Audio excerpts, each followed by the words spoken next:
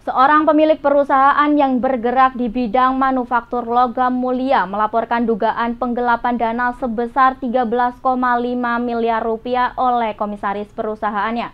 Kasus ini telah dilaporkan ke Polres Banyumas sejak Januari 2024. Namun hingga saat ini belum ada tindakan konkret yang dirasakan oleh pelapor terkait penyelesaian masalah tersebut.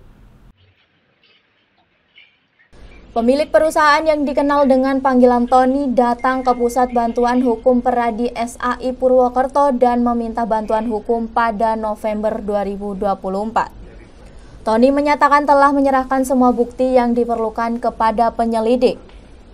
Bukti-bukti ini meliputi data digital, pembukuan fisik, serta mutasi rekening perusahaan yang menunjukkan adanya penyalahgunaan kewenangan dan penguasaan terhadap dana perusahaan oleh pihak komisaris, tanpa adanya laporan pertanggungjawaban yang jelas.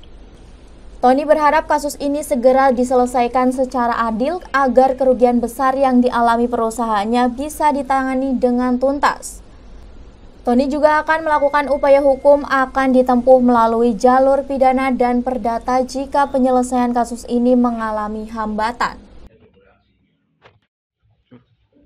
Yang saya alami itu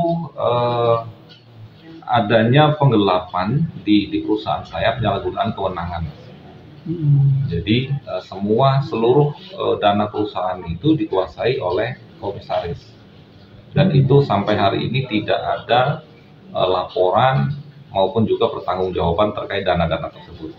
Sedangkan untuk bukti, semua bukti sudah kita serahkan semua lengkap kepada penyidik di Polres Banyumas.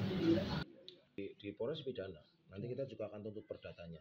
Sementara itu, penasehat hukum Joko Susanto SH yang mendampingi Tony menyatakan bahwa bukti-bukti awal yang telah diserahkan cukup lengkap dan kuat.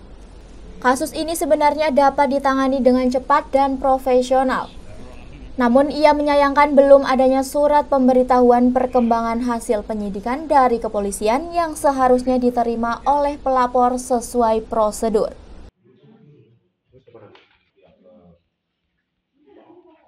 Kita dari Peradi SAI atau datang ke Pusat Bantuan Hukum, ada seorang yang bernama Tony, saya panggilannya Tony. Ini memang beliau sudah melaporkan di Polresta Banyumas sejak bulan Januari 2024.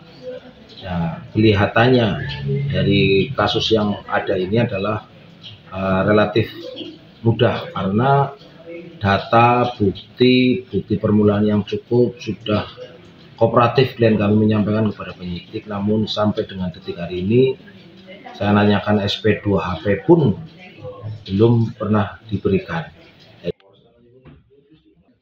Kasus ini terus bergulir dengan harapan agar pihak kepolisian segera memberikan kejelasan terkait perkembangan penyelidikan, sehingga upaya penegakan hukum dapat tercapai demi menyelesaikan permasalahan secara adil dan transparan. Dari Purwokerto, Marnoto, Banyumas TV melaporkan.